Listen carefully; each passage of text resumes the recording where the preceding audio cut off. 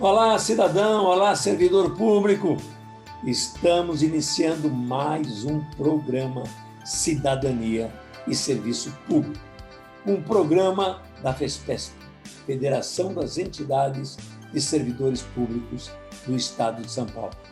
E um programa que traz aqui convidados para discutir com você cidadania e serviço público. Esta é a segunda parte do programa com os convidados. Professora Valneide Romano, da APAMPESP, Associação dos Professores Aposentados do Magistério Público do Estado de São Paulo. A Margarida Falcão, da ACETEG, Associação dos Servidores do Tribunal de Justiça de São Paulo. O Diógenes Marcelino, da nossa FESPESP. E o Luiz Milito, do Sindigesp. Continuamos aquela conversa de domingo passado. Vamos lá?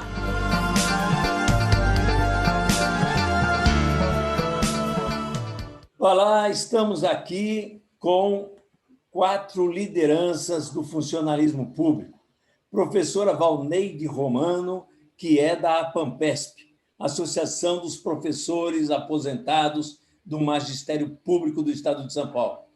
Margarida Falcão, da ACETEG, Associação dos Servidores do Tribunal de Justiça do Estado de São Paulo. Diógenes Marcelino, da FESPESP, a nossa federação, Federação das Entidades de Servidores Públicos do Estado de São Paulo. E Luiz Milito, que é do Sindigesp, Sindicato do Judiciário do Estado de São Paulo. Na Câmara Federal, agora em 2021, nós vamos ter um problema seríssimo, que é a reforma administrativa, PEC 32/2020. Além de outras reformas que a gente gostaria que acontecesse antes, como a reforma tributária. E nós estamos lá na discussão de quem será o presidente da Câmara. Ou um presidente indicado pelo Bolsonaro, pelo presidente, o que parece bem prejudicial ao servidor público, ou um candidato que não é muito diferente, mas que tem o apoio e foi indicado pelo Rodrigo Maia, atual presidente da Câmara, que é o Baleia Rossi. Começou a divisão. O PSOL, por exemplo, 5 deputados são favoráveis a trabalhar com o voto no Baleia Rossi e 5 contrários. Então, foi para o diretório e resolveram lançar como candidata a candidata Erundina, ex-candidata a vice-prefeita aqui em São Paulo.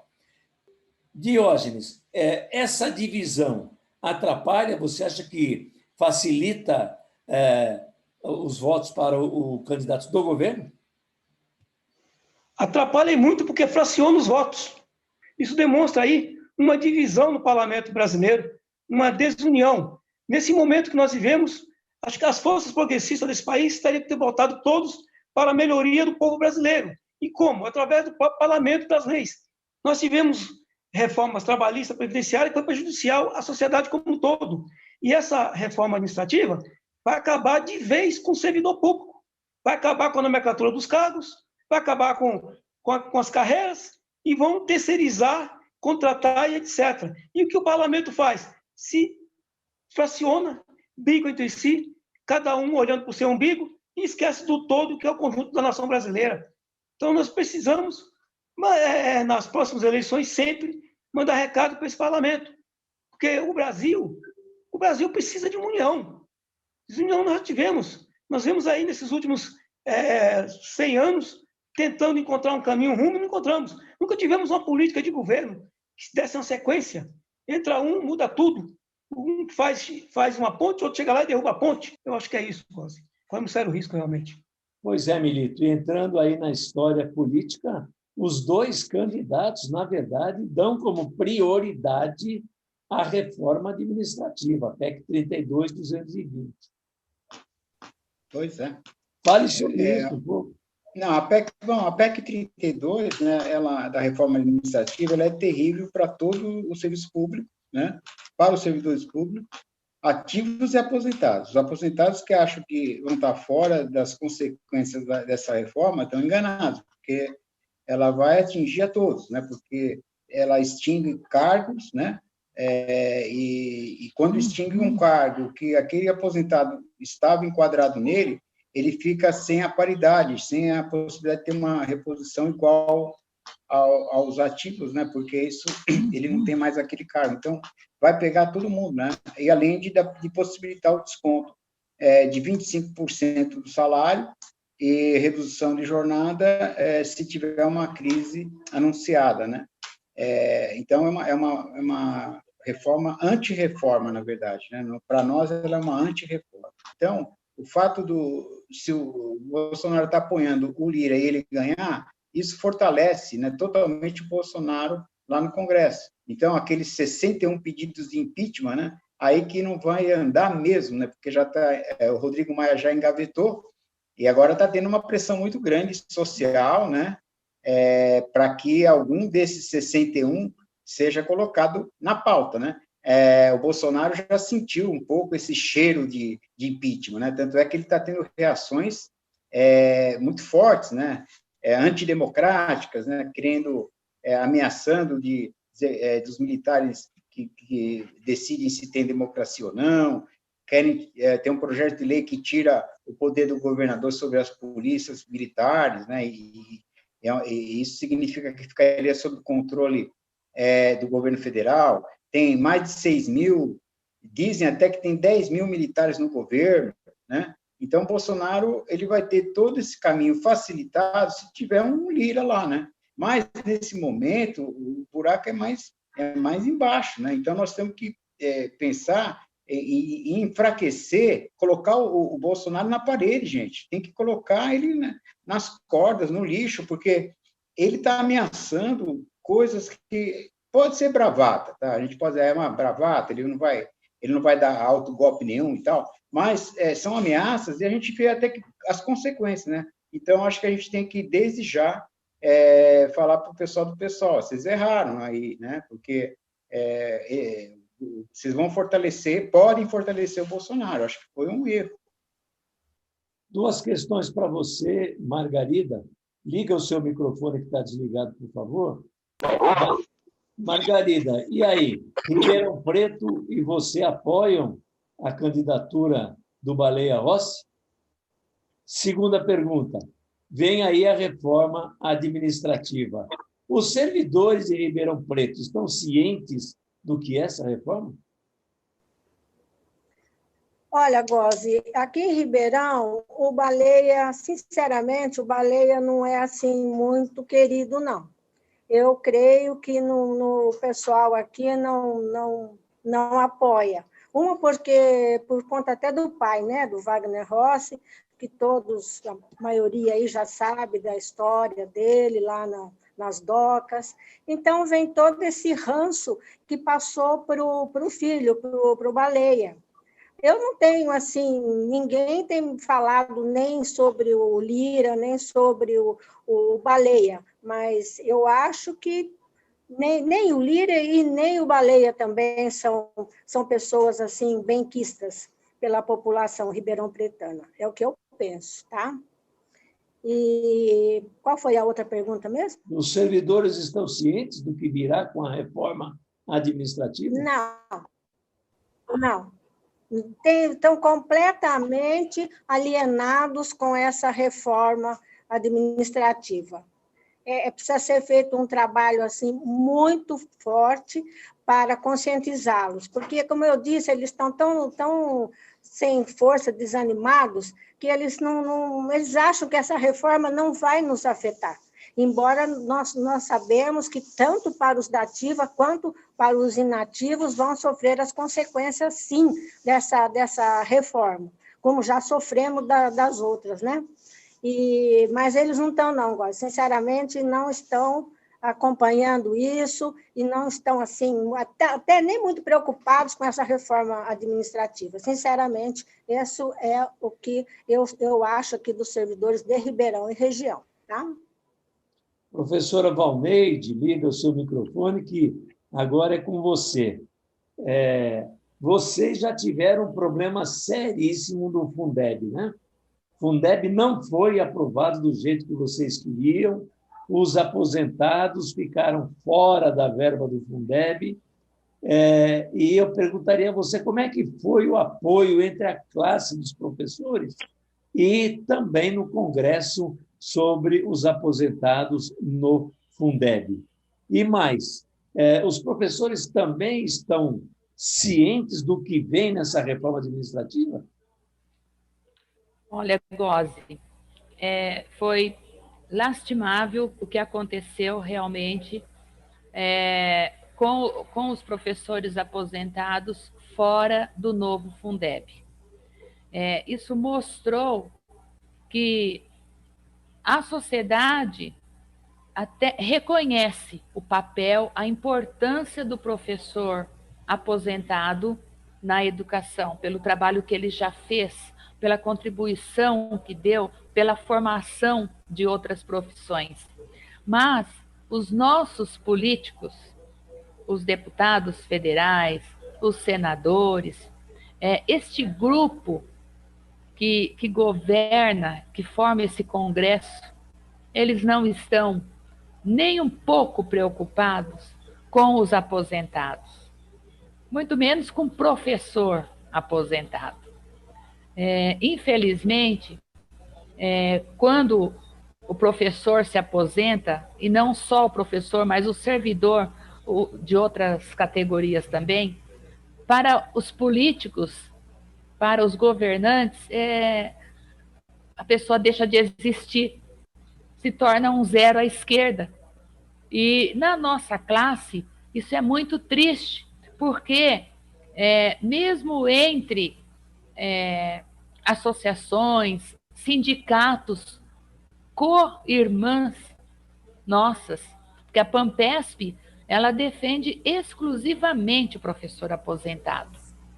Mas outras entidades do magistério, que possuem em seus quadros professores aposentados e professores da ativa, infelizmente, neste momento da discussão do Fundeb, ficaram do lado dos professores da ativa. E aí votaram pela exclusão. Não usaram a palavra claramente exclusão, mas usaram a palavra, assim, única e exclusivamente a verba do Fundeb para pagamentos de professores em efetivo exercício. E aí foi como é que a gente fala? Uma deixa, um caminho assim tortuoso para não dizer exatamente professor aposentado já não serve mais para a educação, é um peso, né? E aí viola todos os direitos adquiridos que esse professor teve enquanto estava em atividade. Qual foi a outra questão mesmo que você falou?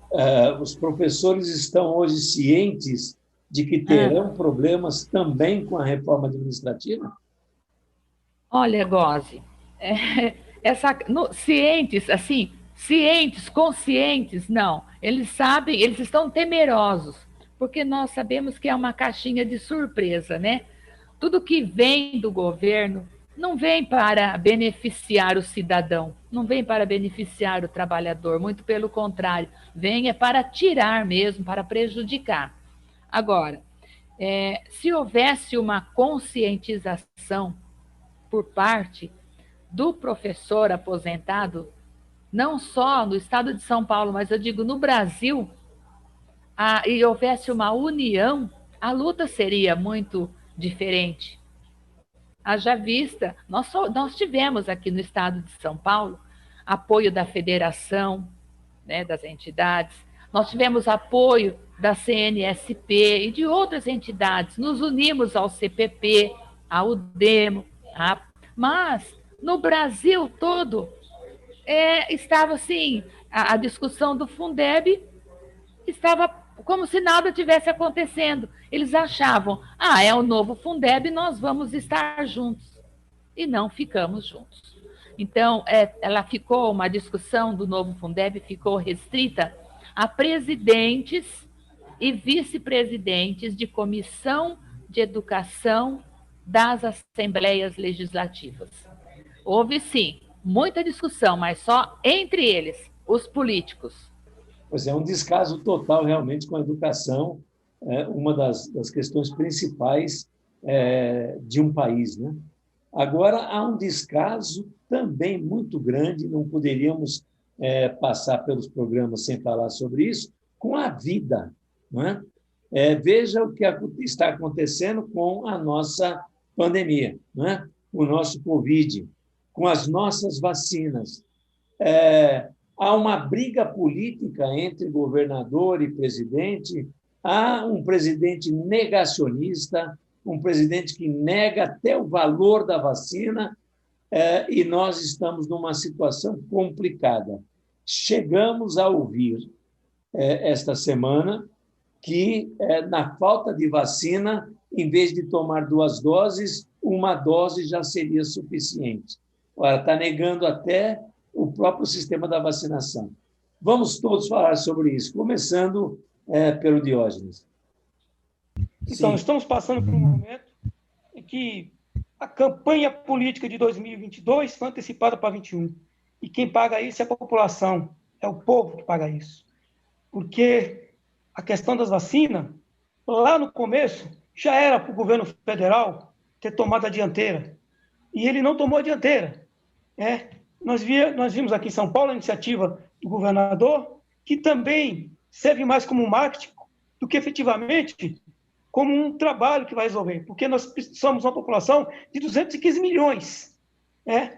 Chegou agora a 6 milhões de vacinas. Da Índia, 2 milhões e pouco. E são duas doses. Ou seja, você toma a primeira, depois, 2 meses, a segunda. Pelos cálculos, nós vamos chegar a passar o ano de 2021 todinho com essa pandemia, com as pessoas morrendo, porque para chegar no patamar que a ciência fala, isso vai chegar em dezembro de 2021. Porque, primeiro, não tem os insumos, não chega de uma hora para outra.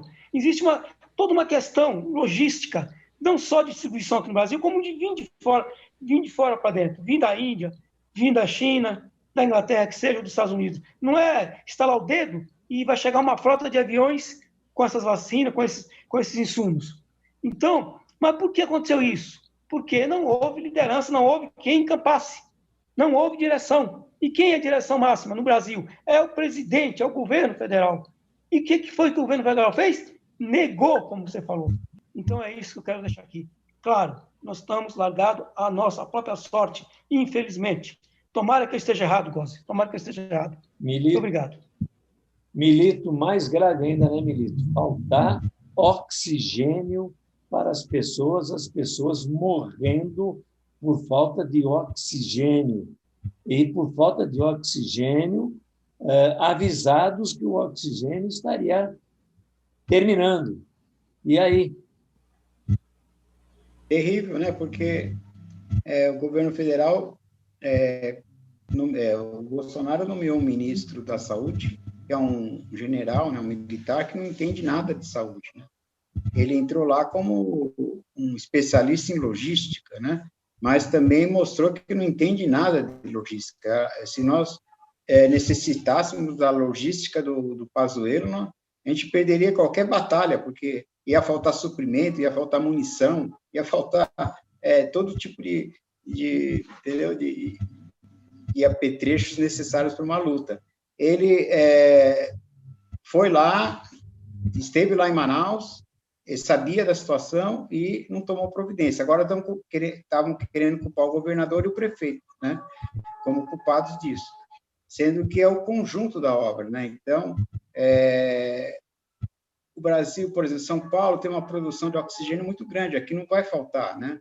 É uma coisa estratégica, podia ter em cada estado, em cada capital grande, uma empresa que produzisse, até estatal, né, que produzisse oxigênio, porque é uma coisa tão necessária nos hospitais, a gente sabe disso, a gente tem, pelo pouco conhecimento, a gente é leigo, mas a gente sabe que o hospital, ele depende do oxigênio no dia a dia, né, e numa situação dessa, então, de uma doença que ataca os pulmões, como a Covid, né, é vital você ter o oxigênio. Então, aquilo é uma situação insuportável, você ver as pessoas nas filas tentando comprar oxigênio para levar para o pai, para a mãe, o parente, né? E o parente morrendo sem poder respirar. Então, uma tragédia inacreditável, né? Nós estamos vivendo agora um colapso, né, no sistema de saúde em alguns estados, no Pará também já está com falta de oxigênio, e isso pode se alastrar se não tiver uma medida drástica, né?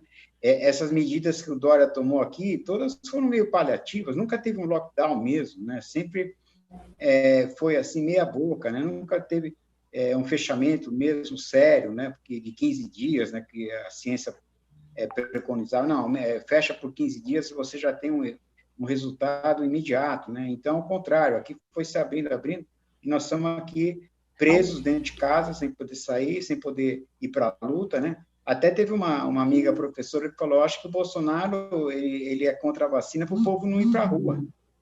Até eu acho que ela tem um pouco de razão, viu? Porque é até interessante, porque se você tem a vacina em grande escala, significa que nós não estaríamos presos em casa, né? A gente estaria na rua fazendo uma pressão para que o governo mudasse a política, né?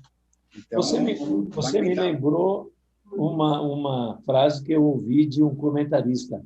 Não é estranho o Pazuello ser ministro do Bolsonaro. Estranho é ele chegar a general. Mesmo. Margarida, veja bem, com tudo isso, as pessoas, como não têm essa liderança, não têm essa firmeza no lockdown, lockout aí, o que acontece é que as pessoas estão indo para a rua. Ontem, no Rio de Janeiro, foi feriado, dia de São Sebastião, aí em Ribeirão Preto também. No Rio de Janeiro, as praias ficaram lotadas. E os bares em Ribeirão Preto? Os bares aqui, Gozi, eles... Assim, você pode ir para o bar, você pode até às 8 horas, você pode tomar sua bebida alcoólica, e depois das 8 eles proíbem. Mas você sabe que não funciona dessa maneira, não. Porque muitos bares, eles fornecem, sim, e o povo, a população vai sem medo e participa de festas. O centro aqui, ele fica totalmente lotado de pessoas, muitos sem máscara. Então, não tá havendo assim, uma direção, nós estamos à deriva. A população do município está à deriva, a população de São Paulo está à deriva, assim como também a população brasileira. Nós não temos comando. Eles fazem lá, faz de conta que eu estou governando e o povo acha também que eles estão sendo bem governados, quando, na verdade, não é nada disso que acontece. Com essa vacina mesmo, você vê, eu sou seria, né, prioritária agora, depois da saúde, depois dos idosos, das casas de abrigos de idosos, asilos, eu estaria na primeira fila aí. Pergunto para você, já falaram hoje que não tem data para me vacinar, não tem nada sobre acima dos 75 anos, não tem vacina ainda. Então, Gozi, você não sabe. Vou aproveitar essa sua colocação. Nós temos mais 2 minutos, vou dar esses 2 minutos para a Valneide, professora Valneide. Os professores aposentados e pensionistas deveriam estar logo de cara na fila para a vacina, né? Imagina, né? Queria que você falasse com eles, alertasse eles do perigo. Sim, olha, quanto a isso, a Pampesp faz um trabalho muito acirrado do Fique em Casa. E as nossas 20 regionais espalhadas pelo interior do estado de São Paulo, a nossa sede central está fechada. O nosso trabalho é home office. Quanto a isso, a gente faz o trabalho de conscientização. Mas, Gozi, a nossa faixa etária, o pessoal não aguenta ficar em casa. Tem gente adoecendo porque está dentro de casa. né? E aí os nossos filhos, nossos netos, por sua vez, também ficam receosos de virem nos visitar com medo de trazerem o vírus para dentro da casa da gente, entendeu? Ontem, em Presidente Prudente, também foi feriado, tá? Mas não me pergunte se os bares encheram, porque eu não saio de casa. Foi dia de São Sebastião, nosso padroeiro. Então é isso, a a conscientização existe, mas a decisão é de cada um. Eu sei que o nosso pessoal está todo em casa. Agora, que os nossos governantes não estão nem um pouco preocupados com a vida dos seus governados, isso é fato. Não estão mesmo. E contra esses desmandos, eu acho que nós, dirigentes de entidades, temos mesmo que lutarmos pelo impeachment. Impeachment deles. São pessoas que estão aí governando, mas que mostraram que não têm preparo nenhum. Desrespeitam a Constituição, rasgam a Constituição, que é a lei maior que protege o cidadão, que protege todo o cidadão, e eles ignoram.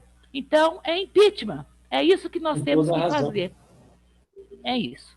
O nosso tempo acabou. Quero agradecer a presença da Margarida Falcão, da ACETESB, professora Valneide Romano, da APAMPESP, Luiz Milito, do Sindigesp, Diógenes, da FESPESP.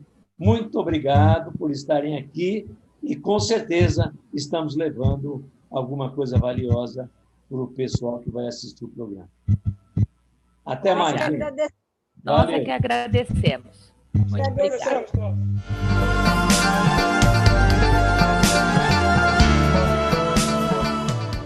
Chegamos ao fim de mais uma conversa com você, cidadão, com você, servidor público, e com os nossos convidados. Chegamos ao fim do programa Cidadania e Serviço Público.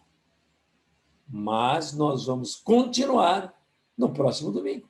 E esperamos você. Não falte no próximo domingo, aqui no Cidadania e Serviço Público. Até lá.